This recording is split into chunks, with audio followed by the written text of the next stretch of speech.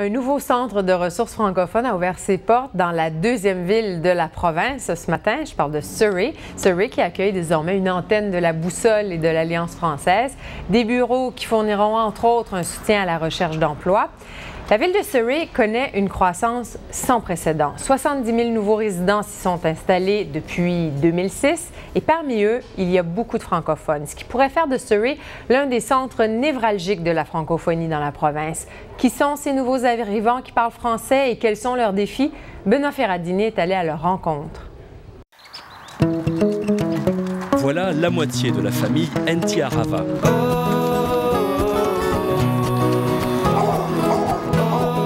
5 enfants qui viennent de faire leur rentrée à l'école francophone Gabriel Roy. Une famille qui est le portrait parfait des nouveaux francophones de Surrey. Originaire du Congo, arrivé récemment, plein d'espoir. Quand j'ai entendu mes parents dire qu'ils vont déménager, j'étais vraiment content. On se dit souvent, au Canada, on peut vivre dans n'importe quelle province. Pourvu que vous l'aimez, vous sentez en vous que si je vais dans cette province, je vais accepter tout ce que je vais rencontrer. Au Congo, Emmanuel et sa famille étaient considérés comme réfugiés. Il y a 4 ans, ils ont fait le grand saut et après un détour par le Nouveau-Brunswick, les parents et leurs 8 enfants, de 18 mois à 19 ans, sont arrivés à Surrey en juillet. Seuls, dans une ville inconnue et très étendue, c'est d'abord l'école francophone qui a guidé leur choix. Et souvent, vous voyez, les parents ont tendance de vivre tout près de l'école. L'école où mes enfants fréquentent, c'est au Surrey et c'est facile d'atteindre l'école.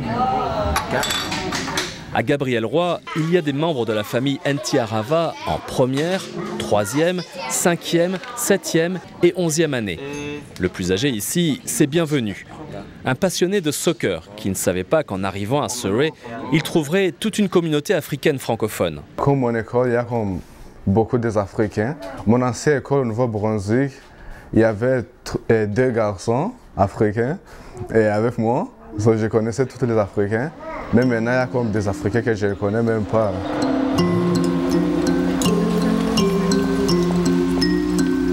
Surrey est l'une des villes les plus multiculturelles au pays.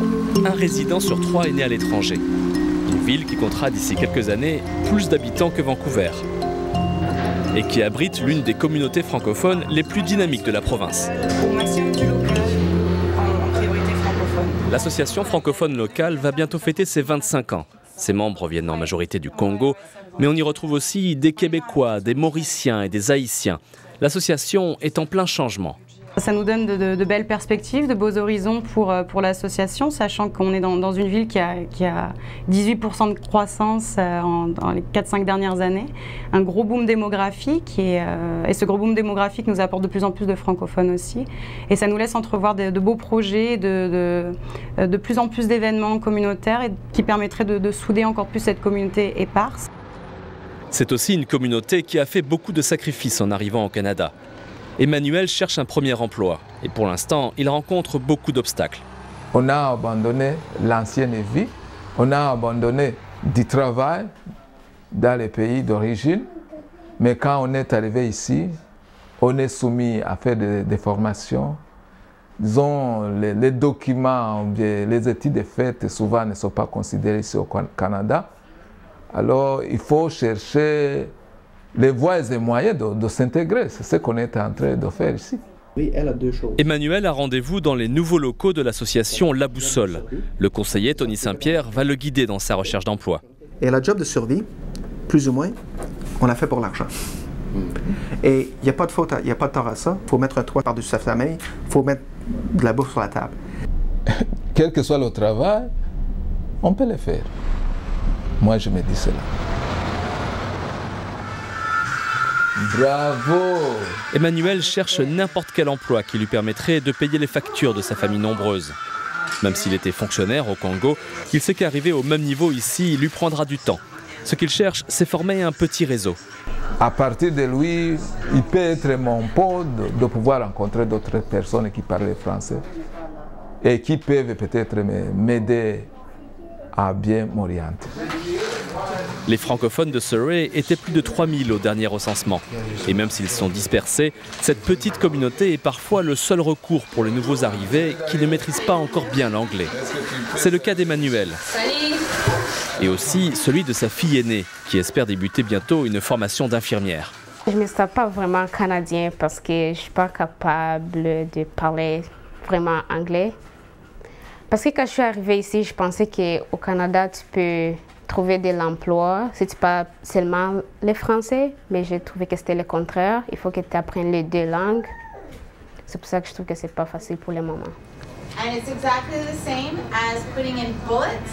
Emmanuel est aussi en formation. Il est retourné sur les bancs de l'école pour prendre des cours d'informatique.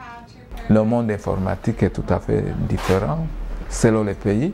Moi, c'est comme si je suis le débutant par rapport aux autres, puisque les autres ont déjà acquis ce cours. Alors pour moi, ça me demande de travailler beaucoup. Un autre défi, c'est de trouver l'argent pour payer les cours. L'expérience d'Emmanuel à l'école pourrait s'arrêter là. Pour l'instant, on vient de commencer, mais on doute de poursuivre, puisque ce sont des écoles, ces écoles privées coûtent très cher. Alors, comme on n'a pas de moyens financiers, on n'espère pas continuer. Si l'intégration d'Emmanuel et sa femme prend du temps, celle des enfants est moins laborieuse. Grâce à l'école, les enfants ont commencé à apprivoiser la ville. Une fierté pour les parents. On vit toujours l'espoir que dans 10 ans, la majorité des enfants seront déjà intégrés. Ils vont étudier et plus tard, ils seront utiles pour le pays. Les 8 enfants Ntiarava seront des Canado-Africains bilingues de Surrey. C'est toute une nouvelle génération qui va transformer la francophonie en Colombie-Britannique. Bonjour David. Bonjour Esther. Bonjour, bienvenue. Approchez, messieurs.